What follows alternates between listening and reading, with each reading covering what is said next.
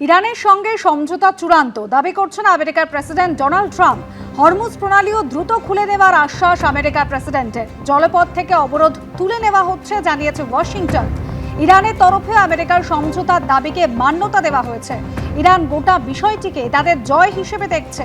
শত্রুপক্ষ পরাজিত হয়েছে, আত্মসমর্পণে বাধ্য করা হয়েছে দাবি তেহরানের। আর উল্টো দিকে আমেরিকার প্রতিরক্ষা মন্ত্রীর দাবি এই জয় তাঁদের। ইরানের সঙ্গে সমঝোতা চূড়ান্ত হয়েছে দাবি করছেন আমেরিকার প্রেসিডেন্ট ডোনাল্ড ট্রাম্প। হরমুজ প্রণালীও দ্রুত খুলে দেওয়ার আশ্বাস আমেরিকার প্রেসিডেন্টের। কলকাতা হাইকোর্টে তীব্র ভৎসনা এবং প্রাক্তন গত বুধবার বিচারপতি সৌগত ভট্টাচার্য তিনি তার কড়া পর্যবেক্ষণে বলেছিলেন যে মেসিকে জড়িয়ে ধরে প্রাক্তন ক্রীড়ামন্ত্রী অরূপ বিশ্বাস দাঁড়িয়ে রয়েছেন। মেসি কি তার বাল্যবন্ধু? মেসির অত কাছাকাছি অরূপ বিশ্বাস গেলেন কেন? গত বুধবার হাইকোর্ট নির্দেশ দিয়েছিল মেসি কাণ্ডে পুলিশের নির্ধারিত দিনে হাজিরা দিতে হবে অরূপ বিশ্বাসকে, তবে গ্রেফতারির মতো কড়া পদক্ষেপ করতে পারবে না পুলিশ।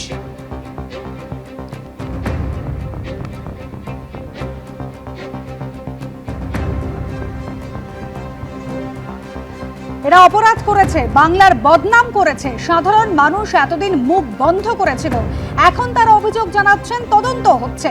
মেসি কাণ্ডে অরূপ বিশ্বাসকে দেওয়া নোটিশের ডেডলাইন প্রসঙ্গে এমনই মন্তব্য দিলীপ ঘোষের। এরা যা অপরাধ করেছে, যা অপমান করেছে লোককে, আর বাংলা যে বদনাম করেছে, সাধারণ মানুষের দিন মুখ বন্ধ করেছিল, এখন তারা কমপ্লেন করতে আরম্ভ করেছেন, তার তদন্ত হচ্ছে। আর বাকি কিভাবে ডিমের দাম বাড়ছে আপনারা দেখছেন। আর এটা চিন্তার বিষয় আছে, কমপক্ষে মানুষ ক্ষোভটা ডিমের উপর দিয়ে দাঁড়াচ্ছে। যদি ইট পাটকেল নিত, ইটের দাম বেড়ে যেত।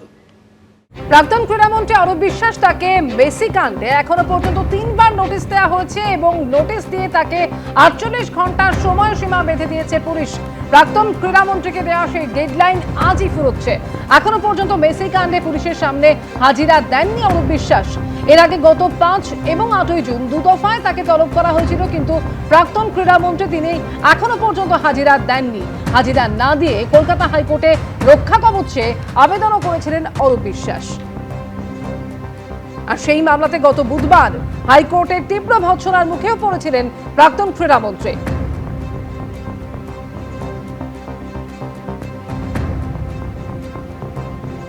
রাজারহাটে বিধাননগর পুরসভার সদ্য প্রাক্তন চেয়ারম্যান সব্যসাচী দত্ত তার জোড়া ফ্ল্যাটে চলল পুলিশের অভিযান। সব্যসাচী দত্তকে সঙ্গে নিয়ে রবিবার বিকেল থেকে রাত 11:30টা পর্যন্ত চলল পুলিশের অভিযান। প্রায় 7.5 ঘন্টা তল্লাশি চালালো বিধাননগর উত্তর থানার পুলিশ। 7 এবং 13 তলা দুটি ফ্ল্যাট, সেখানে তল্লাশি চালিয়ে প্রচুর সোনা কেনার রসিদ মিলেছে দাবি পুলিশের। গত 2 বছরে খুব কম সময়ের ব্যবধানে এই সোনা কেনা হয়েছে। তল্লাশিতে নিউ টাউনে কেনা একাধিক ফ্ল্যাট এবং জমির দলিল মিলেছে, এমনই দাবি পুলিশের।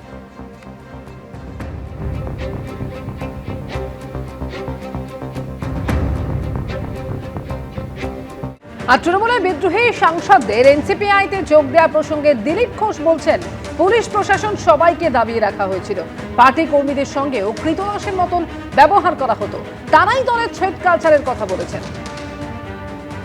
পশ্চিমবাংলায় যে যা করছিল খালি বাধ্য হয়ে করছে, দুজন ছাড়া। এখন বোঝা যাচ্ছে সবাই বাগী হয়ে যাচ্ছে।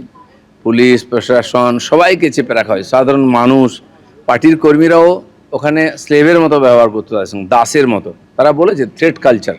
থ্রেড তো সবচেয়ে বেশি কালচার টিএমসিতে ছিল, থ্রেটের সামনে ছিল। এখন ছিল কি ছিল না জানি না, কিন্তু যারা থ্রেটের সঙ্গে থেকে দুর্নীতি করে তারা তো ছাড়া পাবে না। বাকি তাদের অধিকার আছে, জনগণ তাদের জিতিয়েছে, তারা স্বাধীনভাবে রাজনীতি করুন, পার্টি করুন, সেই অধিকার আমাদের সংবিধান দিয়েছে সবাই। দিনভর গতকাল সরগরম ছিল রাজধানী দিল্লি। বিদ্রোহী ব্লকের বৈঠক, তারপর স্পিকারের সঙ্গে দেখা করা এবং শেষ পর্যন্ত এনসিপিআই এর সঙ্গে মার্চ করার ঘোষণা। আর এখানেই কটাক্ষ করেছেন কুণাল ঘোষ। তিনি বলছেন, শেষে ওটা কোন দল? নাকের বদলে নড়ুন। বিজেপির বন্ধু হব, কিন্তু বিজেপি তো দরজা খুলল না। মার্চ করার হলে সরাসরি বিজেপি না হয়ে এসব কি?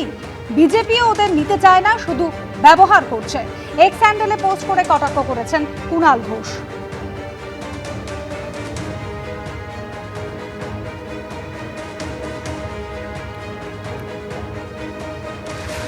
আর হামলার দিন জেপি নাড্ডার সঙ্গে এক গাড়িতেই ছিলেন দিলীপ ঘোষ। ওই গাড়ি বুলেট প্রুফ না হলে প্রাণ সংশয় হতে পারত, এমনই মন্তব্য করেছেন রাজ্যের মন্ত্রী দিলীপ ঘোষ। বহু কেস আছে, রিওপেন হবে, কারণ ওই দিন যে ধরনের ভয়ঙ্কর আক্রমণ হয়েছিল, আমিও মাননীয় নাড্ডাজির গাড়িতেই ছিলাম। ওটা যদি বুলেট প্রুফ গাড়ি না হতো তো বাঁচা মুশকিল ছিল আমাদের। 2000 লোক ঘিরে তার থেকে ইট পাটকেল ডান্ডা দিয়ে মারছে, তার মাঝখানে কতগুলো গাড়ি ভাঙলো। তো এরা আমরা দেখতাম সাধারণ মানুষের যেন আইনের উপর থেকে ভরসায় উঠে গেছিলো, পুলিশের উপর থেকে ভরসায় উঠে গেছিলো। কমপক্ষে সেটা ফিরিয়ে আনা হোক। 2020 সালে জেপি নাড্ডার কনভয়ে হামলার ঘটনা, আর সেই ঘটনায় নতুন করে তদন্ত শুরু। 2020 সালে ডায়মন্ড হারবার ঝাড়পথে তৎকালীন বিজেপির সর্বভারতীয় সভাপতির কনভয়ে হামলার ঘটনা ঘটে এবং সেই হামলার ঘটনায় এফআইআর অভিযুক্ত হিসেবে নাম ছিল জাহাঙ্গীর খানের। আর সেই হামলার ঘটনায় এবার নতুন করে তদন্ত শুরু হলো। ঠিক কি খবর রয়েছে? পার্থপ্রতিম ঘোষ আমাদের সঙ্গে টেলিফোনে রয়েছেন। পার্থ, এফআইআর হলেও তদন্ত ঠিকমতো এগোয়নি, নতুন করে তদন্ত শুরু হওয়া নিয়ে ঠিক কি বলছে পুলিশ? দেখো, পুলিশ জানাচ্ছে 6 বছর আগেকার এই যে ঘটনা, অর্থাৎ 2020 সালের ডিসেম্বর মাসে যখন তৎকালীন বিজেপি সর্বভারতীয় সভাপতি জেপি নাড্ডার যে কনভয়, সেই কনভয় ডায়মন্ড হারবার দিকে যাচ্ছিল, সেই সময় হামলার ঘটনা ঘটে। সেই ঘটনার যে অভিযোগ জমা পড়েছিল এবং তার পরবর্তীকালে জল অনেকদূর পর্যন্ত গড়িয়েছিল, কিন্তু এফআইআর হয়েছিল এবং এফআইআরে জাহাঙ্গীর খান এবং বেশ কয়েকজনের নাম সেখানে উল্লেখ ছিল। কিন্তু পুলিশ বর্তমানে এই যে গোটা ঘটনাটি ঘটে, সেই ঘটনার রিভিউ করে যে তদন্ত ঠিকমতো হয়েছিল কিনা। পুলিশের তরফ থেকে বলা হচ্ছে যেটা সেই সময় তারা দেখতে পেয়েছেন, বর্তমানে যে তদন্ত যেটা হয়েছিল সেই তদন্ত কিন্তু ঠিকমতো হয়নি এবং সেই তদন্তটা একেবারে যেটা পুলিশের পরিভাষায় যাকে বলে ভেরি সুপারফিশিয়াল, অর্থাৎ ভাষা তদন্ত হয়েছিল। এবং সেই ভাষা তদন্ত হওয়ার দরুন জাহাঙ্গীর খানের নামে এফআইআর এর নাম ছিল জাহাঙ্গীর খান এবং অন্যান্য আরও কিছু ইম্পর্টেন্ট অভিযুক্তের নাম ছিল এবং তারা খুব সহজেই এই মামলা থেকে ছাড় পেয়ে যায়।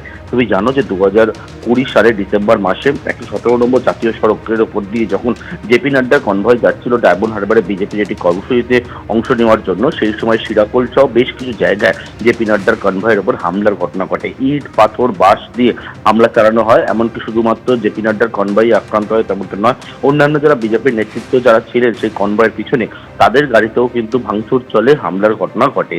এবং এই ঘটনার একেবারে পুলিশের তরফ থেকে বলা হচ্ছে যে 6 বছর পরে তারা যখন রিভিউ করে এই মামলা তারা রিওপেন করলো ফার্দার ইনভেস্টিগেশনের জন্য, অর্থাৎ জেপি নাড্ডা আর কনভয় হামলার ঘটনার পুনঃ তদন্ত শুরু হলো, একেবারে কেস রিওপেন করলো ডায়মন্ড হারবার জেলা পুলিশ।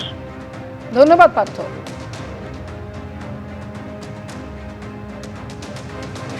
আচ্ছা, কি ঘটনা ঘটেছিল 2020 সালের 15ই ডিসেম্বর? ডায়মন্ড হারবারে কর্মসূচি ছিল তৎকালীন বিজেপির সর্বভারতীয় সভাপতি জেপি নাড্ডা।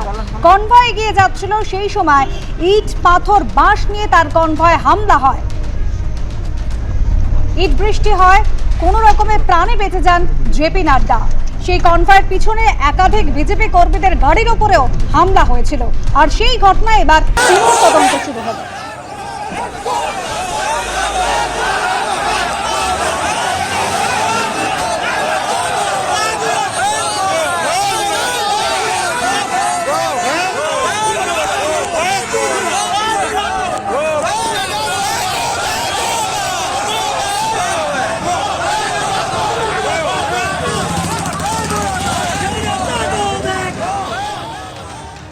এবিপি আনন্দ, এগিয়ে থাকে, এগিয়ে রাখে।